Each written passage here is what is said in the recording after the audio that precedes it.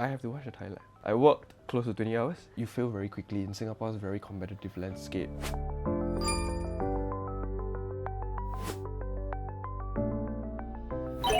Welcome to the Franchise Formula. My name is Kareen, and together with you, we are going to explore exciting opportunities in the world of franchising. And today I'm especially excited because we have a 29-year-old multi-unit franchise owner.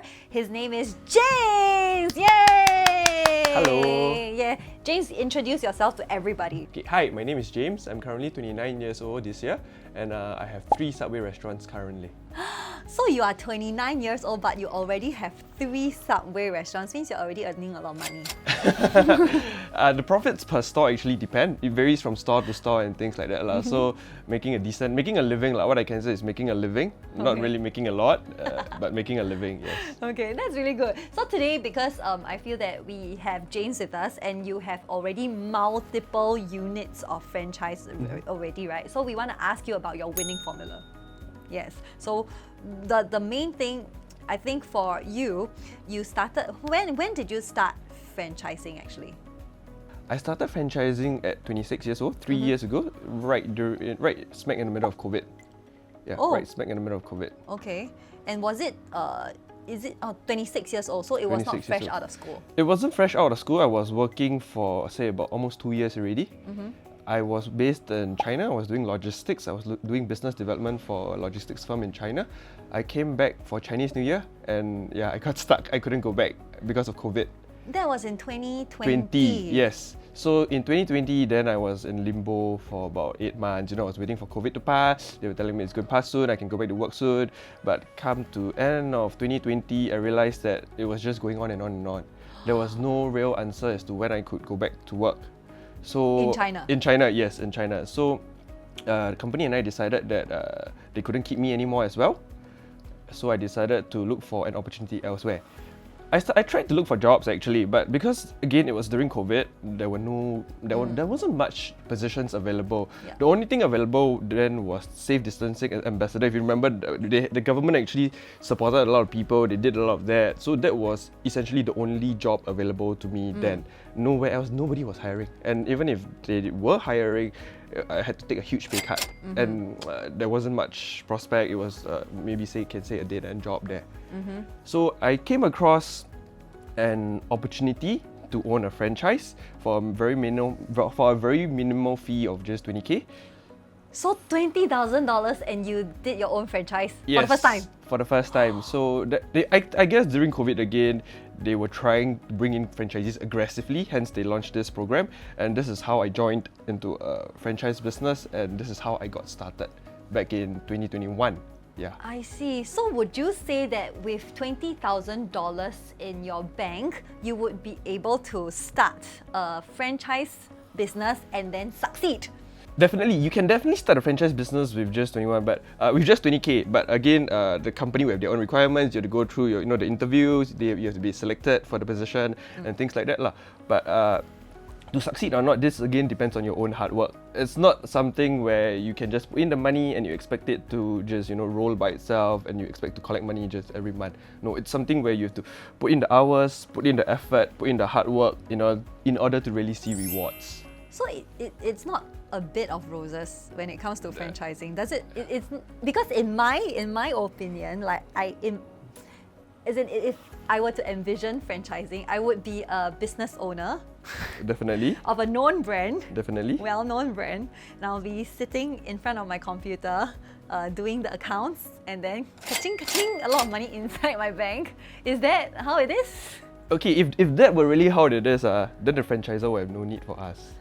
Essentially, the franchisor will have no need for franchisees. Why do brands require franchises? Mainly only for 2 reasons. One is capital for expansion. Second is actually to man the ops, to man the operations on the ground. And for most franchisors, this is the problem. They actually have difficulty finding sufficient labor, manpower, to man the different outlets on the ground themselves. Yes, even if you were to bring in a foreign brand, they have no expertise in Singapore. They are not familiar with our MOM regulations. They're not familiar with what our wages are and things like that. So that's why they need local expertise on the ground to actually start the business, and this is how we make our money lah. I see. Yeah. So being a franchisee does not mean that you sit in front of your computer all day long and just make money. The person sitting in front of the computer, I guess, is the franchisor.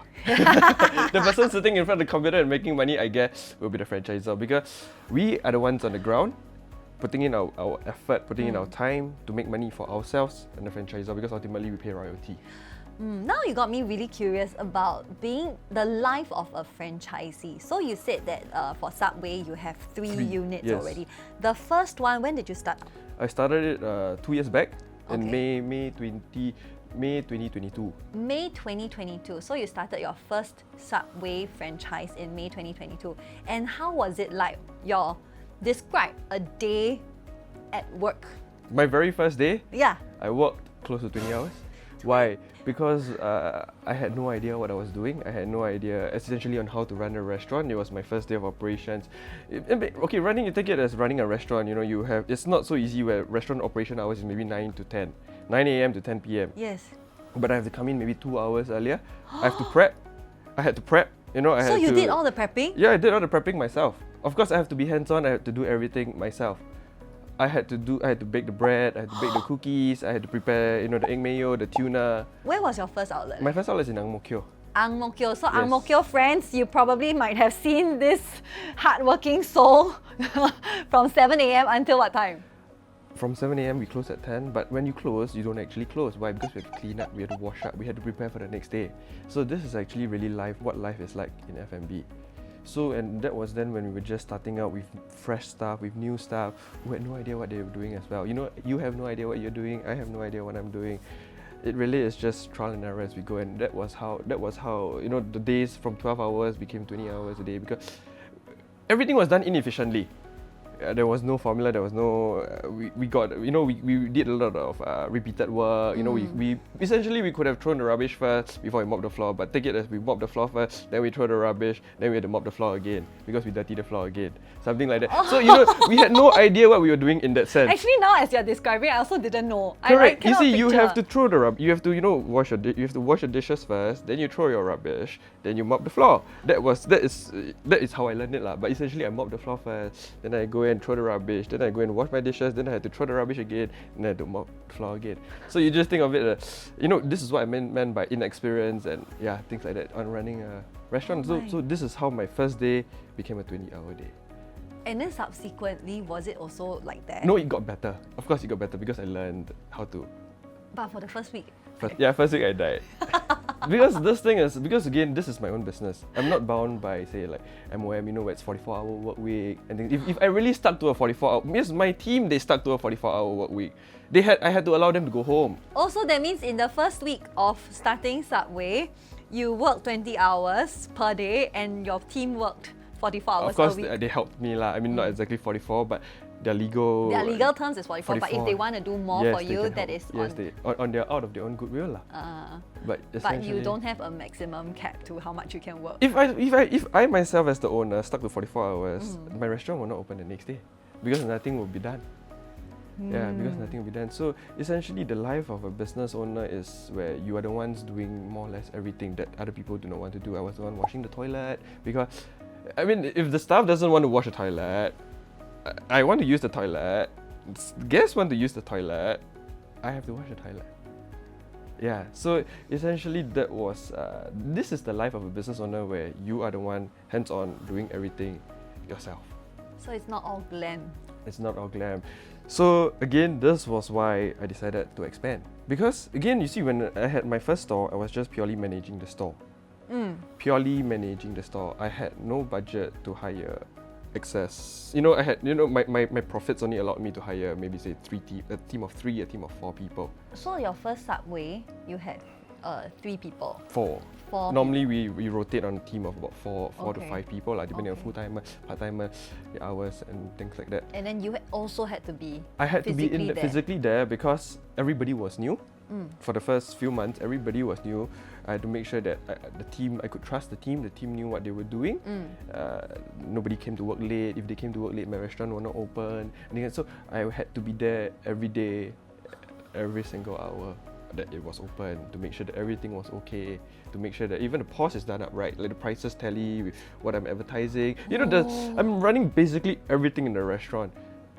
The prices have to tally, the ordering is done correctly, I have sufficient bread for sale for the next day and everything. Yeah, so it's really a lot of hands-on work for the owner rather than just sitting at home waiting for the cash to come in. This can come in maybe only at a much later part. Much later part. Wow. Then did this process, this entire learning process, repeat itself for also your second and your third outlets? No, I got smarter. I learned to wash the dishes first before throwing the rubbish, before mopping the floor. So I managed to work lesser, 12 hours for my second outlet rather than 20 hours. I learned how to count the money faster. I learned how to run operations smuother. I had a base store to train people. So my second team was much more experienced.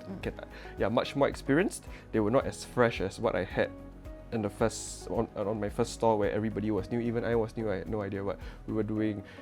The second store, everybody knew what they were doing. It was much easier. So it means if we were to throw you back into a Subway restaurant right now, you would still be able to operate it? Of course, definitely. Maybe, what I can say is that I might not be as good, as fast, or as efficient as my team now, but I definitely can still make you a sandwich. I definitely can still make you a sandwich, yes. Okay, so comparing the 2 years ago, when you first started your first day at Subway with your own store, now versus now, what does a day look like for you? Okay, going back, previously 2 years back, what I was doing was managing the store. I was purely managing the store. I was doing everything from operations to everything in the store, basically. But right now, what I do is I manage the business. I see it as a business. I manage the people. I do more of back-end work. I do HR. I do accounting. This is where what you mentioned earlier comes in. I count the money. I count the money. I do HR, I do back-end work essentially. I have my team of people running operations. After all, they have been with me for an extended period of time. I know what they are like. They have gained my trust. I've gained their trust.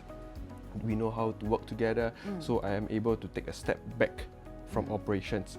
Right now, I see myself more as managing the business. Hence, again, like what I mentioned, this is why I decided to expand quickly. Because if you only have one store, you are stuck managing the store. Even labor, you are stuck. You only have budget for that team of people. Any excess that you hire will eat into your profits. So the moment you expand, you have different stores assisting to contribute to an excess, to a buffer person, to a standby person. So this is why I'm able to hire a standby person and really take a step back. And even if I have people down, I can afford to have my team go on leave and things like that, and I still have people manning the store.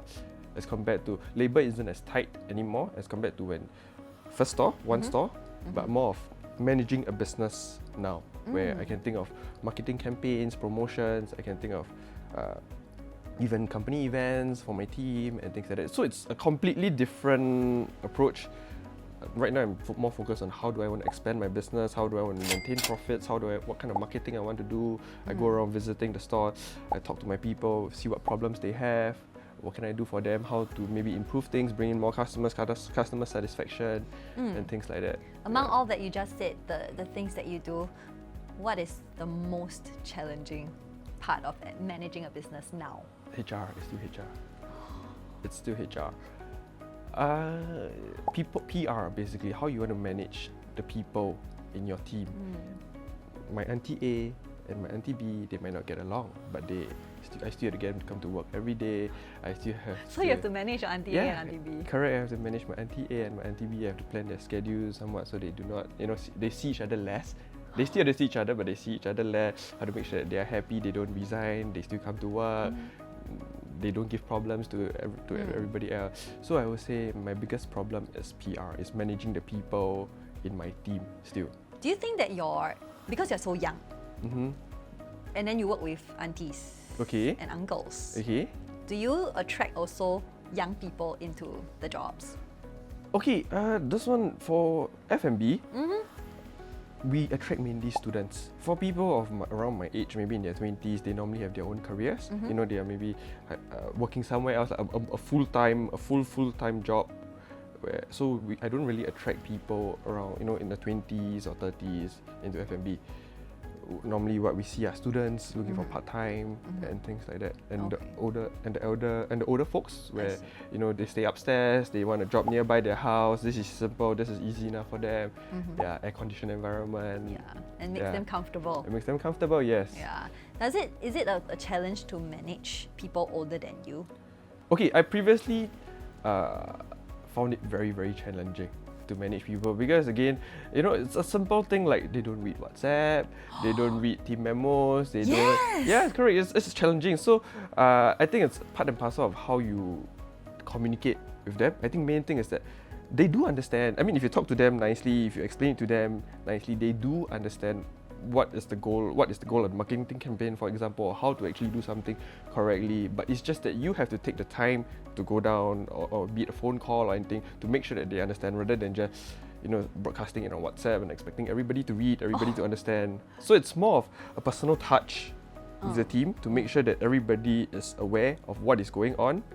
This is again what I mean by managing, and it helps that maybe because I can speak dialect. So again, my aunties, sometimes they feel more. Yes, they are more comfortable. When you can speak to them in a language that they are more comfortable with. Especially the older folks they are more comfortable in Chinese, in Mandarin, in dialect rather than English. Whereas if you're talking about the other half of my team, maybe the manager is a Malaysian, is a foreigner, they speak mainly English. So that's where again they have their communication barrier. So again, the message doesn't get across 100%. So sometimes you have to step in. Sometimes I have to step in because of sometimes it can be a very small misunderstanding. Where the manager means something, the auntie understood something else, and this is where the misunderstanding comes about. So this is why I always still have to be there to manage the PR, the HR, the relationship between my team to make sure that. So now you are still very hands-on with the business as well. Oh. Definitely. Just think of it like driving. Can you ever drive with no hands on the wheel? This is something where I can afford to have one hand off the wheel, but I can never have both hands off the wheel. I love this analogy. Very good. So this is normally this is how I describe it to people, where you can never have both hands off the wheel. You're just waiting to crash, essentially, if both hands off the wheel. Yeah, so that's the business part of things. Now, I also want to explore the relationship with your franchisor. So in the case of Subway, you mentioned earlier that you would think about some of the marketing campaigns that you have, and how does that usually work? I had the impression that it is usually the brands who will tell you, okay, we have this Christmas campaign coming up, this Chinese New Year marketing promotion coming up, and you have to follow. Does it always work like that? Okay, yes, you are right. Actually, it always works like that. Where this is what you're referring to are the bigger campaigns. The nationwide campaigns that we are launching. But we have the flexibility to launch our local restaurant marketing, where maybe say if I'm near schools, I want to do a student meal, or if yes, I have the flexibility to do something, because again, not all stores have schools nearby, so a student meal might not be applicable to another store that doesn't have it, maybe in CBD area where there are no students there. So again, we have the flexibility to cater to design certain local restaurant marketing that is designed locally just for that specific restaurant. Okay, so you mentioned you have Pasir Ris. No, Ang Mo Kio. Ang Mo Kio. Westgate. And Greet Mall. Greet Mall. Greet Mall is over at Seligi beside Sota. So that means the three Pasir Ris, Ang Mo Kio. Ang Mo Kio, Westgate, and Greet Mall. Greet Mall, yes. So these three, do you have marketing promotions that you filled up from just like individual outlets up to Subway? Definitely. Okay, so for example, like my Ang Mo Kio, my Ang Mo Kio is the residential area beside schools, so we normally have student meals for them. Yeah, so normally we have student meals.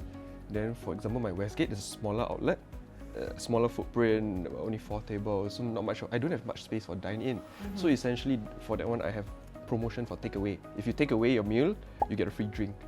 Something like that, yeah. So I have promotions designed for that very specific restaurant. The constraints, be it the constraints of how can I boost sales, and things like that. Yeah.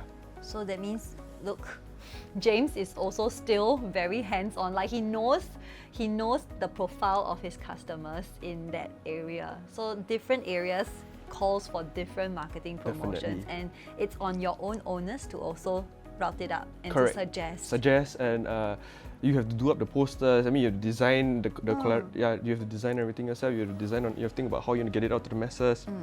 All this is done myself. Yeah. Actually, if given a choice again, right, would you embark on a franchise model or would you start up a brand on your own? I would still definitely go with the franchise route. With franchising, I feel that it's much more scalable. If it's much more scalable, it's much more easier.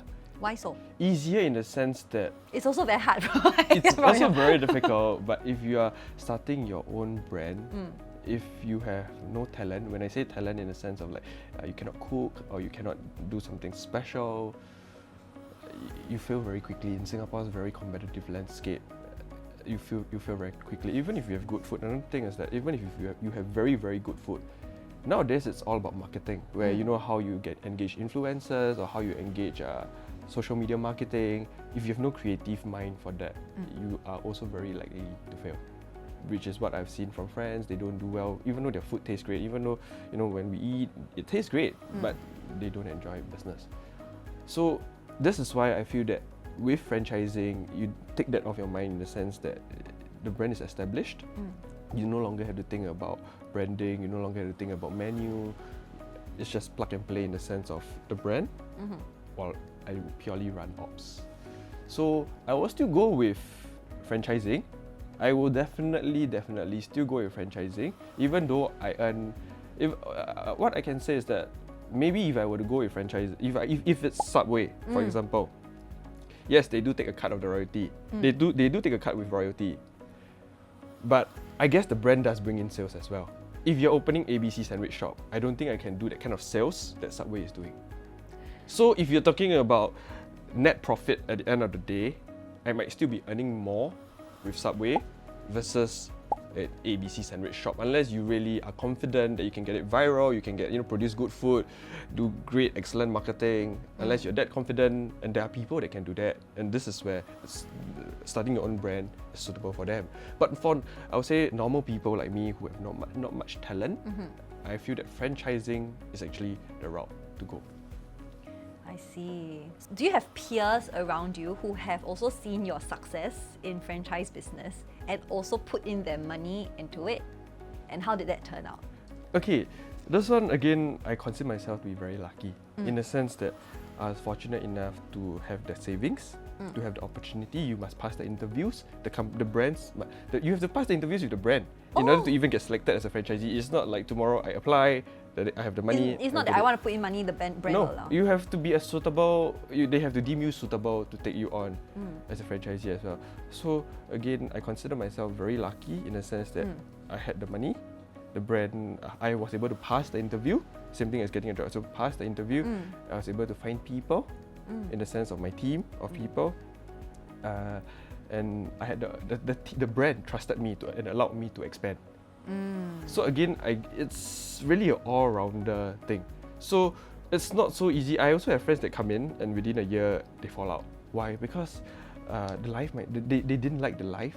Also Subway. Also Subway. They didn't like the life. Or I had one who didn't like the life, whereby it was 24/7 on standby. He had no family time. He couldn't go on holiday. That kind of thing. This is a must. I must say that this is a must whenever you're starting. You can only extract yourself after that. You can only take a slight step back after that. After you've put in the hours. So it's not a sure earn, sure win formula. It's a lot of your own business sense, like what you said, judgment, and also people. So it's so difficult. It's very difficult. It's very, very, very. So that's why I say I call myself very, very, very lucky to have my team, to be able to expand, the brand support, financial support. I have support from multiple aspects in order to expand, and I call myself very, very, very lucky. Now, shout out to those people that you want to thank. I really like to thank my team, especially Rizwan, Amin, and the guys there for really being in store every day and managing the business for me so well. See, you really need a good team, like comrades. Correct. Really, this thing is not. This thing is not built overnight. This thing is not built overnight. You need time to get to know your team. You need time to get to know what they are like. You need time to really gain their trust and things like that. Yeah. So it really is not easy in that sense. Yeah.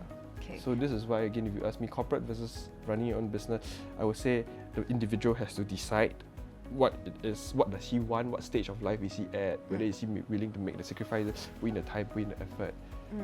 But for you, why Subway? Okay, Subway, it's an international brand. I looked at it actually from the staffing perspective. Why I chose Subway is because of customers' perspective. It caters to everybody. It's halal. Everybody eats Subway, in the sense that the kids, really smart. the kids, you know, and it's the price, the average check isn't that high. It can be a daily meal for people. It's not say like fine dining where you go there once a year. I have constant recurring income. It's halal.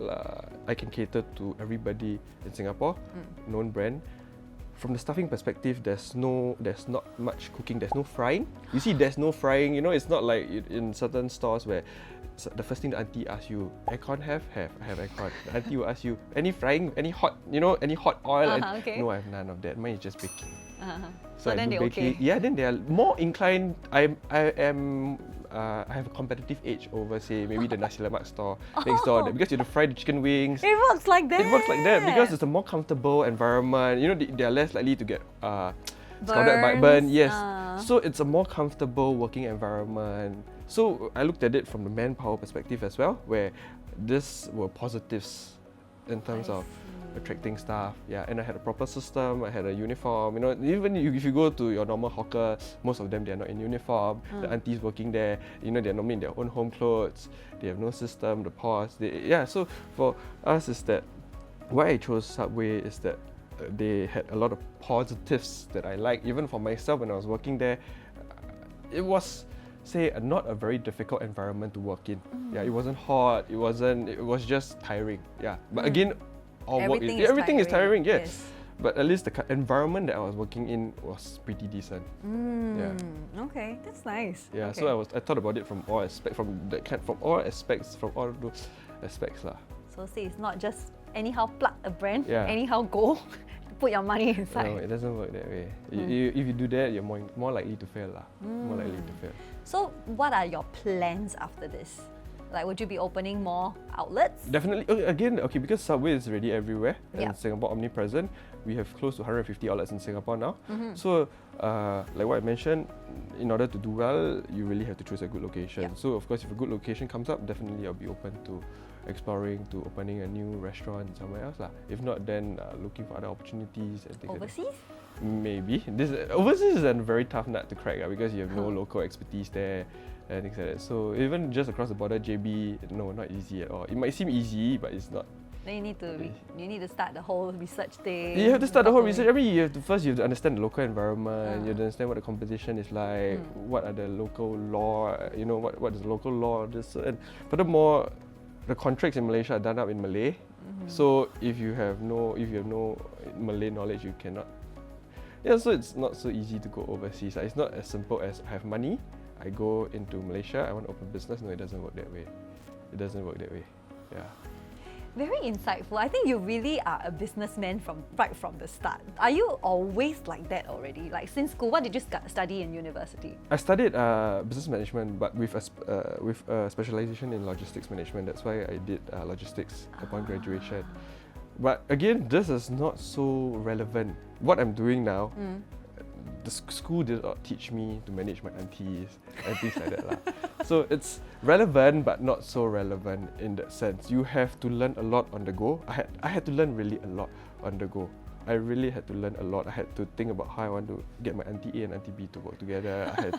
It's a lot of, after hours and I couldn't sleep. Why? Because I'm thinking, if not tomorrow, nobody come to work. This is always my concern. If I don't resolve the problem today and I make both, or rather everybody happy, I will have no staff tomorrow, that kind of thing lah. Yeah. So, a lot of things is learned on the go, especially how to solve problems, even customer complaints. In textbooks, we learn to just give a refund, just to say sorry, make the customer happy. But what if it's really not? What if it's really their fault? And if you do that, if you just give a refund and force your team member to say sorry, will your team member be happy? No, they are not unlikely to be happy. So it's a lot about how you want to manage the individual the specific situation, and how you want to manage that lah. So a lot of things I learned on the go, and a lot of it's experience lah. Hence, again, your question to me is what I want to do next time, or rather opening my own brand. it's all this experience that if I were to ever open my own brand, all this experience will come into play, and I would be more likely, hopefully, to succeed than I think you would succeed in anything that you do. As compared to opening a brand myself now. Yeah. Okay. Very nice. It's a lot of this kind of experience that I learn and I gain on the go lah. Okay. I'm starting to feel that, like, with you, right now as we interact, it's really about your personality and your appetite for growth that makes you succeed at such a young age. So I'm really looking forward to. I think this thing is, once you get the hang of it, once you see the possibilities, then you will start to be hungry for more. Because again, most of us, we are enclosed in our environment, in our social circle. If our friends are only doing this, working corporate, only doing this, my social circle will just be like that. But because of my experience as a business owner, I get to interact with even bigger business owners, Subway owners with maybe 10 out of 10 restaurants, 15 restaurants. I get to see what they can achieve, and I aspire to be like them.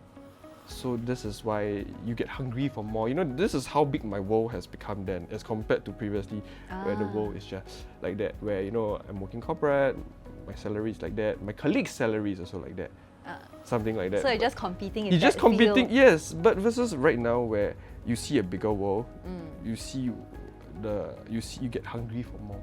You really get hungry for more, and you see people doing more and more, and why can't I be like them? Yeah. So I guess this is my growth journey in the last 3 years. In It's like that. In the last 3 years. So your growth journey after university is like that. Correct. I And guess then this is after for that- most people, it will be like that. Then you will learn a little bit in your corporate, and Yeah. then when you embark on your own business, it's like all the way up. It's very steep, but again, it's not for everybody. Like, it's very, very stressful. You really have to sacrifice a lot lah. Yeah. That's why, again, I would say corporate job is a very cushy 9 to 5. My partner is working 9 to 5. She's very happy every day after work. She can just shut down. Yeah. For me, no, I'm still on my phone. So you have to be prepared for this. You really have to be prepared for this. Be prepared for this, yeah?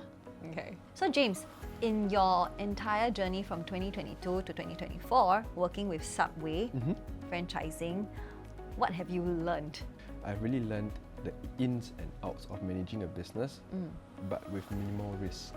What I mean by minimal risk is that the brand was always there to help me solve my problems. Whatever day-to-day operations I had, even problems with supplier, stocks are not coming, I had somebody to call. Versus as compared to when you are maybe your own brand, you are alone. You are your own island. Right now, we are a chain of islands. We have a support system from the brand. We have people to count on. I always had somebody to call. Whether or not they solved the problem immediately, but they always had an answer for me. Whether or not it was an immediate solution, but the problem will always get solved rather than leaving me to die. So you feel that Subway is also part of your family? Subway is definitely part of my family, because again, even we talk about we go back to sourcing for location. Subway was there with an input. Subway was there with an input on, because again, my own input is my own input. But Subway could come with a different angle. They could point out things that I didn't manage to catch. Because sometimes when you like a location, you're biased. You only see what you want to see. Did that happen to you? Of course. When? Like where? I couldn't remember, but there were locations where I really liked, but Subway came in and just pointed out something that was there that I failed to see, even though it was so blatant. So then you listen to your mummy? Then I listened to Subway and said, no, that's not the location for us. So Subway is also, again, this is something like you have somebody to rely on whenever you face issues. Versus if it's your own brand, if it's my own brand, I would definitely have opened there and I might have failed there. So when you are working with a franchisor, I would say the support system is really there from the very first day. They provide you with training. They teach you how to run the restaurant. They teach you how to run operations. They teach you, but again, you doing it yourself is another thing lah. They teach you. You have hands-on experience. They even teach you how to hire. They teach you how to hire? They teach you how to hire, because again, hiring is not so easy. You're drafting up a contract. Can you draft up a contract? Hiring, it's not also, so Subway teaches you how to draft up a hiring for... contract and things like that. They even give you templates. They provide you with all this kind of support. Support from every single aspect of the business. So, like, if we take the whole company, like, in terms of management, they will tell you like, you know, how is it the best practices of practices, yeah. management, How and then marketing. what you can try to do, because again, yes, right now, because I'm an established owner already, I know what kind of marketing to do. But when I first started out, I didn't know how to design a poster. I didn't know what kind of promotions So they I could taught do. you. We had to sit down. They will have somebody coming down, sit down with you to discuss what are the possibilities that you can explore and how you want to actually go about doing it, or even hook you up with vendors who can actually do designing, printing of the poster, and things like that. Yeah, and of course, when they hook us up with vendors, we have preferred rates again, because established brand, you know, we have bulk discounts and things like that. Yeah. So marketing and operations. Operations, they would guide you. They will give you a rough idea of how many staff you will need. If not, I'll be hiring 10 people. You know, even before I open my restaurant, I might be hiring 10 people because I have no idea how many people I'll need. So they gave me a good gauge of how many people I need to open the restaurant, to run the restaurant efficiently. So they are there. Because they've tried and tested. They have tried and tested. Yes, they are there every single step of the way. How many people I need? What should my hours? How should I plan my roster? Because you know they have break times. You know we have lull periods in between lunch and dinner. That break time where they are. And it's then the not laws so busy. also. Yeah, correct. So Subway is there every single step of the way. They are there to guide. They are there to assist if really we need help. So even finance and human resource, we mentioned earlier, like they would also tell you like how much money to put in. Of course, during the interviews and things like that, they'll tell you how much you need. So you understand whether you have sufficient budget to open a restaurant, to buy a franchise license, to buy a restaurant. Yeah, so they are there to give you a good guide, because if not, I've seen people who start up their own brands assuming that maybe all I need is 100k. Yeah. But going in, the 100k maybe is just for renovation. After that, they still have the rental deposit to pay. They still have, you know, 6 months rolling costs, you know, staff salary, in terms of paying suppliers. Yeah. So there's a lot of these kind of things. They give you a very good idea of how much money you need to run it, to operate it. Yeah. So Subway is there every single step of the way. They have an answer for almost every single question because they've done it before. So even in terms of ingredients as well, like they would also give you supplier contacts. Definitely. Okay, so Subway actually sells the ingredients to us. So your bread, all these are proprietary products. Also, that's why everywhere at every Subway Stays it stays the same. It tastes the same, yes, because it comes from Subway themselves. And that also ensures quality. That also ensures quality, yes. That also ensures quality. So and they will teach you what to do. they will teach me what to do. So it's standard: 3 slices, three wheels of tomato, 21 grams of lettuce. It's the standard. It's the same everywhere. So this is how you get a uniform experience throughout. So you see, if you realize, if you go to McDonald's, when you order a cheeseburger, it's always 3 pieces of pickles. It's the same everywhere. We have a standard formula for all our sandwiches, which everybody follows. I see. Yeah, that's why every time when I order avocado, then I would secretly pray for more, but they It's the always same. scoop and then it's like the same. It's the same. It's the same everywhere. Okay. This is how we ensure uniformity throughout the outlets. Okay. Yes. So Subway is there every single step of the way to guide, to teach, to assist, to help you succeed, basically. To help you succeed. And that's why you said like if you don't really have, you want to have a business, but if you don't really have any like artistic skill sets or like, you know, something in place, like a brand that you want to build, you probably can go with a franchise model. Be it that, or be it if you don't even know how to cook, you have no idea on what you want to do in terms of your cuisine and things like that. Franchising is the way to go because they have done everything for you. Yeah, That said, you also need hard work, yeah? a lot of hard work. Okay. What was the first sandwich that you made? Personally, I like tuna, so my go-to is a tuna sandwich. The first sandwich that you made? The first sandwich I made during my training is my go-to sandwich because I always pay for it outside. So that was my very first time that I could eat it for free because it was during training. It was a staff meal, so yeah. So my go-to sandwich, my very first sandwich is a tuna sandwich. Then in your veggie, what would you add? I normally do lettuce, tomato. There's that, no sauce, black pepper. Oh, okay. Yeah. Then would you be able to finish a foot long? Maybe for lunch and dinner, or if I'm very, very hungry, because Subway is something where you can keep. It's not something where you must eat it right now. It's something that I normally used to do that, so I buy a foot long. It's cheaper that way. Me too! I thought it was just I buy a foot long because it's cheaper that way, and I split it. I cut it and then I split it between 2 meals, or I share it with a friend. Yes. It's cheaper that way. Yes, it's cheaper that way. Hacks. I don't know what's your favorite Subway sandwich. Mine is cold cut trio with extra egg mayo and extra avocado with honey mustard sauce. And for Jaymes, it is tuna sandwich. Tuna sandwich, lettuce, tomatoes, no sauce. Just with black pepper. Okay. Leave a comment below on what is your favorite sandwich. If you are also considering to have a Subway franchise business as well, check out the link below. And we wish you all the best. And thank you so much, Jaymes, for being with us in this episode of the Franchise Formula. And we hope to see you on the next episode. Bye bye. Bye bye.